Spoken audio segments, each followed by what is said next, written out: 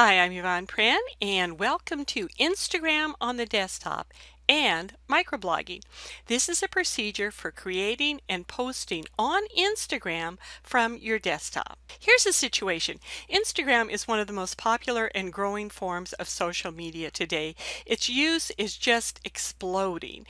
It's really perfect for our culture that wants information of all sorts, including spiritual truths in really bite-sized amounts. And not only do people want it that way, but there have been a number of studies that show this our brains are kind of being conditioned to just take in briefer and briefer amounts of information. On the website effectivechurchcom.com, I have some additional material on that. But regardless of whether you approach it from a scientific basis or just looking at how popular it is, Instagram is really exploding. Now, we can complain about the situation, or we can use it as a fantastic opportunity, because sharing God's Word and the truths in it is not limited by the channel or the media that we use to share it. The reason that I got so excited about Instagram is I realized that there are people in my life, and to be honest, mostly younger people, that I really love, that I wasn't, able to really share with. They weren't terribly excited about reading my lengthy and very thought-provoking blogs on spiritual matters, but they would look at Instagram quotes and things that I would put up, and they would like them, and sometimes they'd even pass them on to others. So I started exploring how to use it more effectively. Now, here's the big problem, and I know this won't apply to all of you, but to some of you of a certain age, and to myself, it was a big problem. Getting images and the thoughts on my phone was a real challenge for me. Now, I didn't want to just take pictures of myself. Let's face it, after a certain age, selfies are not, they're just not as cool as they used to be. So, and I mean, who wants to look at a 71-year-old lady sitting at the computer without makeup on? I mean, really.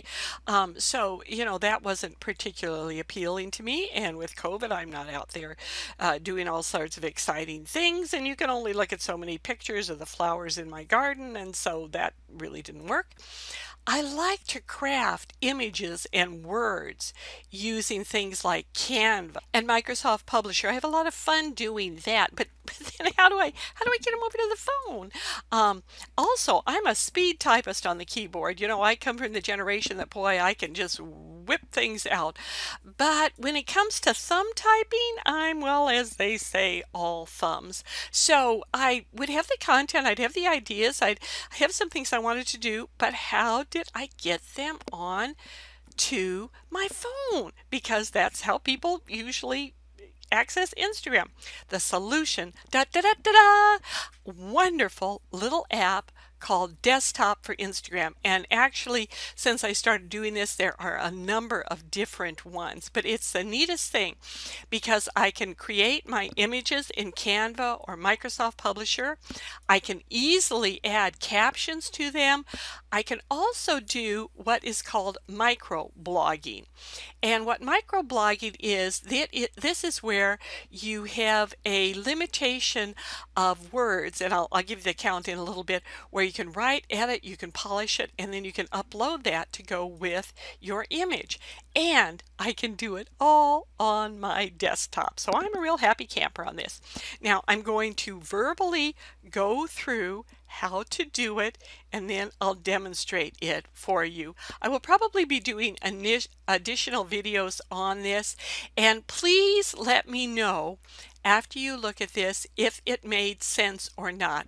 I've been looking at a lot of things lately as I'm redoing materials for the Effective Church Communications membership, and I've noticed that a lot of people do stuff online and theoretically teach you how to do things, but they sort of assume that you already know how to do it before they demonstrate it.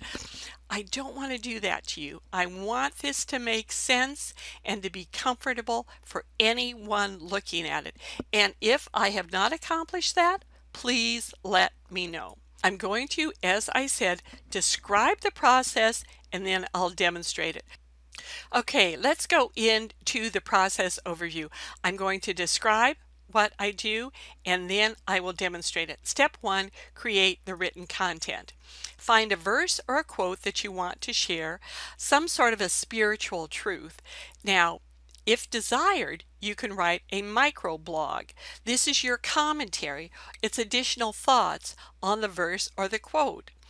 It's limited with Instagram to about 2,200 characters or 365 words. That is really quite a bit of material. Now you want to make it just as sharp and focused and really as insightful and challenging as you can make it, but you do have a good bit to work with. Now again, that doesn't assume everybody will read the whole thing, but some people will. Microsoft Word, well, the reason I do this in Word is it counts it, you can correct it, you can polish it. That's where I do all of that work. Then you save that content. Now, a tip on this area is start keeping a journal of potential content, ideas from your devotional time, verses, thoughts, applications, anything that sort of strikes you. Sometimes I'll read something, I'll think, oh, I'd like to share this with maybe my nephew or some of the kids at my church or someone, whatever. And so I'll just maybe write down an initial thought, or this is something that people in the Effective Church Communications Ministry could benefit from. Whatever those things are, I've started keeping lists of them that I will then fill out with the content and images later. Okay, you've got your content, and you can do either one first, but I sometimes tend to be more of a word or idea based person first, but you don't have to do it in that order. The next thing is create your Instagram image and then superimpose the verse, quote, thought, whatever on it. Now, this can be done in programs like Canva, very easy, free to do using any of their templates, or you can do it in Microsoft Publisher with a publication. Now, Canva has templates directly for Instagram. In Publisher, this is the size of the Instagram images. It's 11.25 by 11.25 images. So either one. Save them though as a JPEG file and make sure that people can read your words. One of the big problems that I often see when people do things like this is they will put words on top of images where there isn't enough contrast. And all you really need to do is, for example, here where I made a screen behind the words, and that way you can always read them. Sometimes the background contrast is clear enough, like it is here and here. Sometimes you need to use a screen, but that's really important because you want people to be able to read what you did. Now, step 3, get the content on Instagram. Now, this is where it is so cool. All you need to do is you just have to download the app Desktop for Instagram. It's a free download from the Chrome Web Store. So you just go, and I'll just go ahead and show you how to do this right now because we're right here. And all you need to do is, it says search the store and just go to Desktop for Instagram.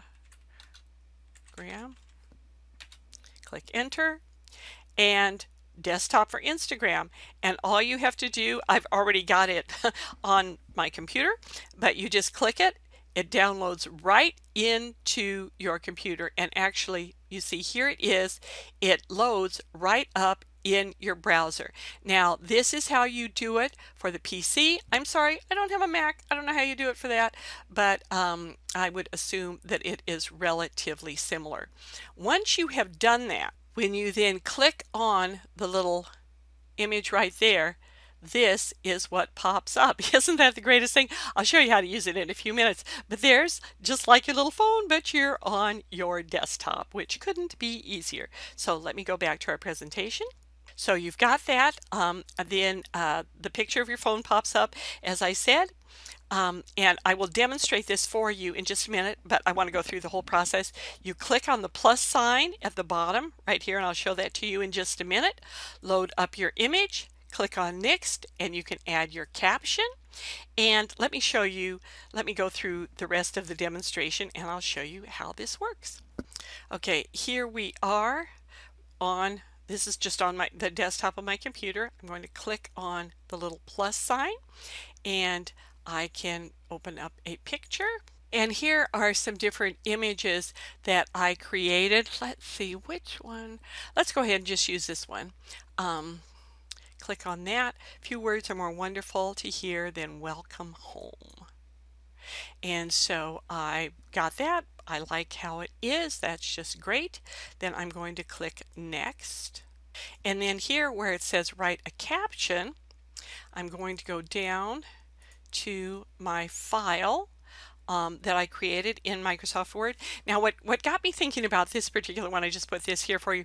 I was thinking what motivated me to do this series of images is I was thinking what is the most important thing we really need to share with people while this whole COVID-19 thing is going on. And I thought obviously it's that no matter what happens, we have a home in heaven with Jesus. That's the most important thing. The future is not unknown. The future is terrifying right now, but we are assured that we will have a home. And so I worked on this. Jesus talked about welcoming his friends to his home with God just before he died on the cross for them. It was confusing to them because they knew he was talking about a home after this life, an eternal home with God. How could he promise to take them there? And Jesus responded that he can not only take them there, but he was the only way to get there.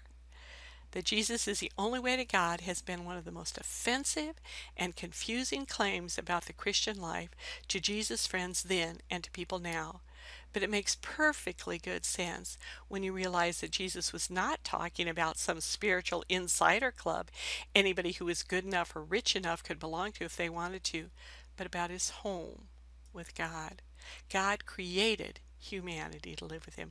And it sort of goes on and gives a plan of salvation. But I really worked on this a lot. And that's the thing with doing something in Microsoft Word. You can work on it, you can polish it, you can check it out, make sure that you don't have any embarrassing typos, etc. And then just copy it and paste it. And there you go. And you've got that all just ready to go on your Instagram account. So again, just to go over it briefly, you can create your image, create what you're writing. You have downloaded this desktop for Instagram. You open that up, load up, just click this little button here, load up your image. On next, load up your caption, publish it, and that's all there is to that. Now, it is a different way to do Instagram, but for some of us who prefer, for whatever reason, working on our desktops, this is the way to do it, and it works. I imagine the Apostle Paul had no idea what we'd be doing to obey his example of becoming all things to all people that we might win some, and that one day we'd follow his example by using an Instagram app on our desktop, but these are challenging times. Yet our call remains the same, to introduce people to Jesus and help them grow to mature disciples. And today, Instagram on the desktop just might help us do that. And it's a lot of fun doing it also.